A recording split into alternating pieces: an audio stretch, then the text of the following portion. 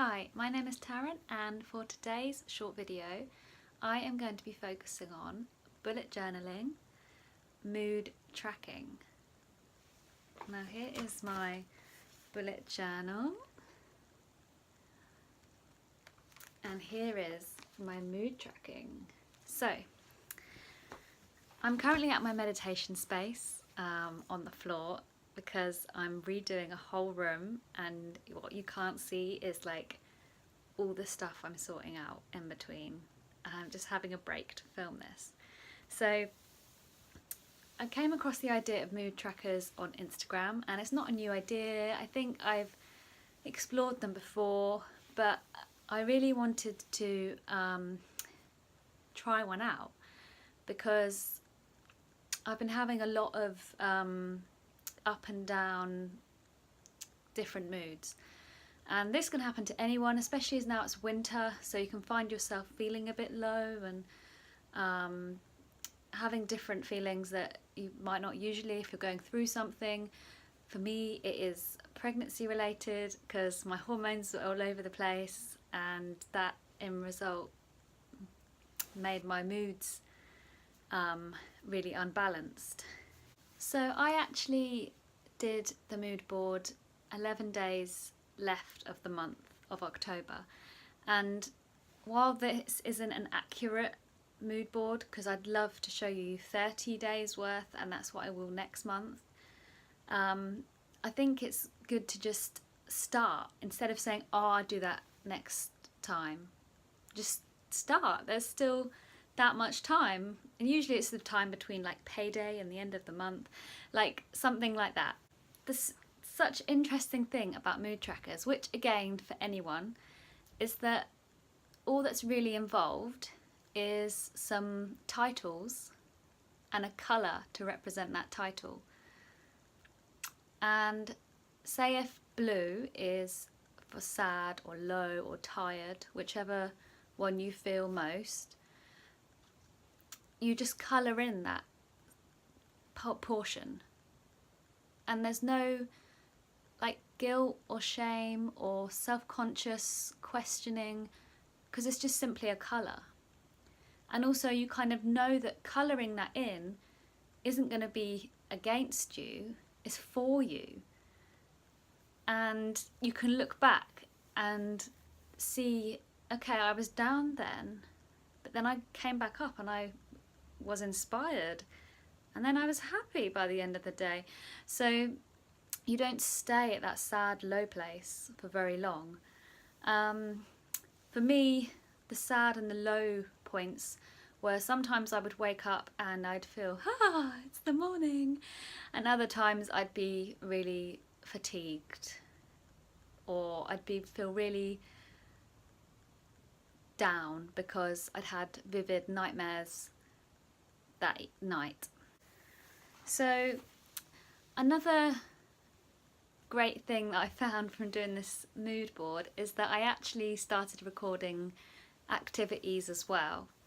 The main moods that I recorded were sad, low, irritated, unbalanced, neutral, inspired. I think that's a really important one because that's kind of saying like, I'm not happy, I'm just feeling content and inspired by what's around me. Spiritual focus, happy, joy, productive, organising, and productive, creative. So I know spiritual focus, organising and creative aren't exactly feelings, so I wanted to add them in there because usually throughout my very early morning I'd get up and I'd have some spiritual time, whether it be, well, it's usually meditation and Gurbani based. However, this could also include, if you do Miracle Morning, you could do the Savers, or if you do yoga in the morning, or if you just any morning practice. So it could go down, instead of spiritual focus, it could go down as morning practice. So I put that in because usually my focus is right on it and I get so much joy and I feel so much love. However, hormone and mood and fatigue wise, I wasn't able to meet that as I usually would. So instead of it still frustrating me and irritating me, I decided just to colour it bright orange if I did it. And from my 11 days, I can only see 2 where I was really focused. And by really, really focused, I mean I was sat down and I was meditating for 20 minutes plus, which is my usual. And the other days, I would have woken up happy, however it could have been late, and I would have had a focus all over the place. I could have been focused because I was hungry and I really needed food. I could have been super tired still, so I could just about like wake up and get dressed and things. And other days I probably meditated for like 10 minutes, or I did 30 minutes of yoga because I really felt like my body needed moving. It couldn't sit there for an hour. I needed to move around. But during this second trimester, I have been able to sit for longer, which is quite relieving. I've also included productive organising and productive creative, because during this time there is a thing called nesting, where you do organise and you clean and your brain is focused on that. However, I'm torn between if it's that or if it's just because I'm organising and decluttering a room in order to make it a creative space and a lounge. So, because I've given myself a short deadline of that, I've had more focus on that.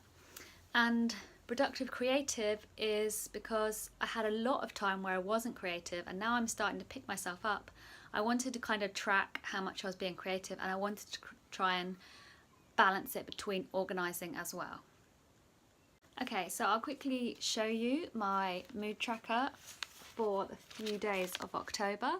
So as you can see, these are my categories at the bottom. I didn't end up using this. This was going to be show your work, because I really wanted to track something that showed me getting out of my comfort zone and producing content and then putting it up.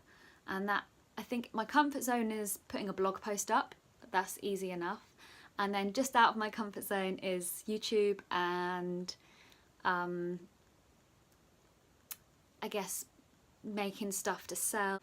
And I didn't actually include that because I've been rather busy organising.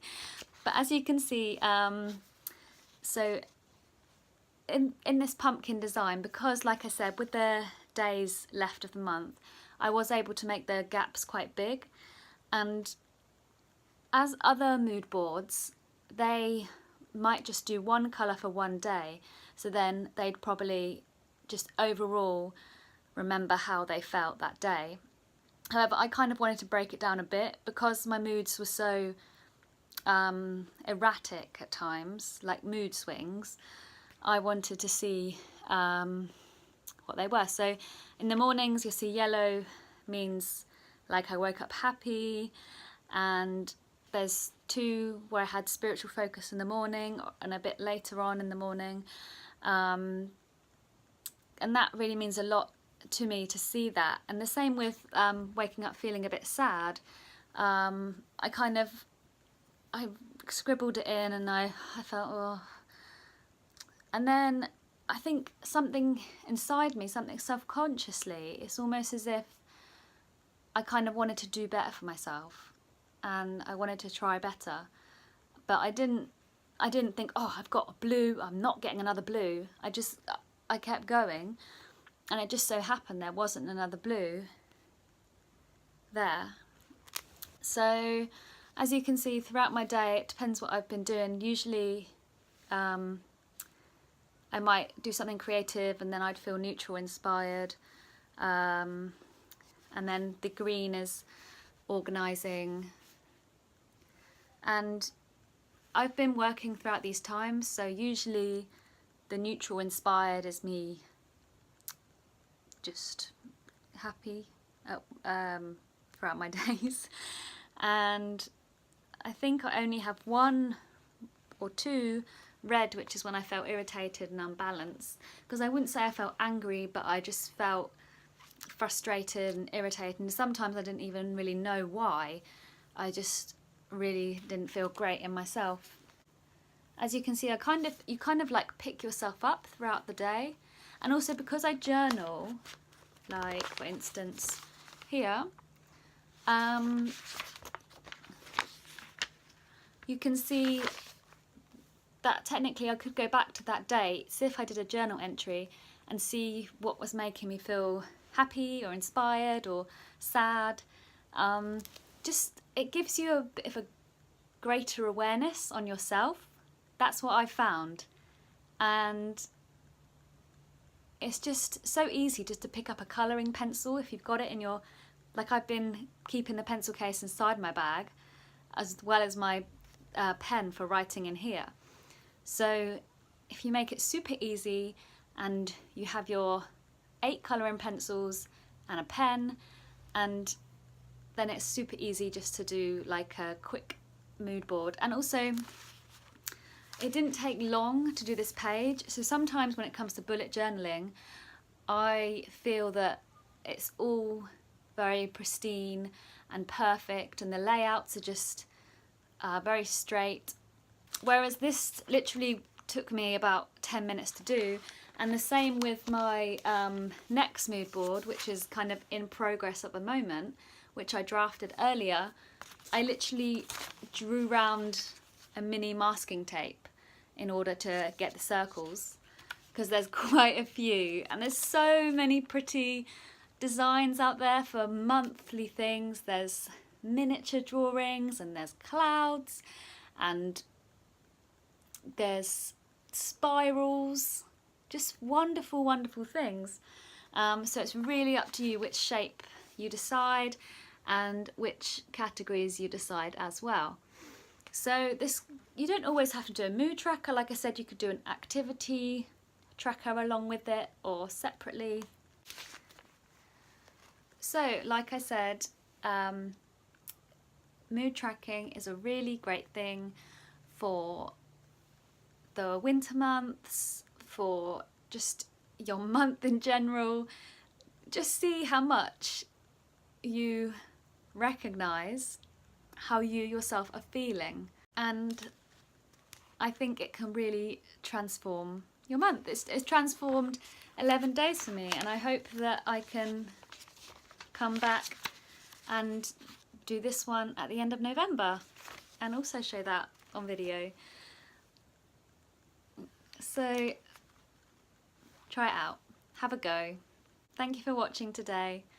If you'd like to see more videos and interesting content, please go to www.taranjeetkaur.com or follow me on Instagram at taranjeetkaurcreative.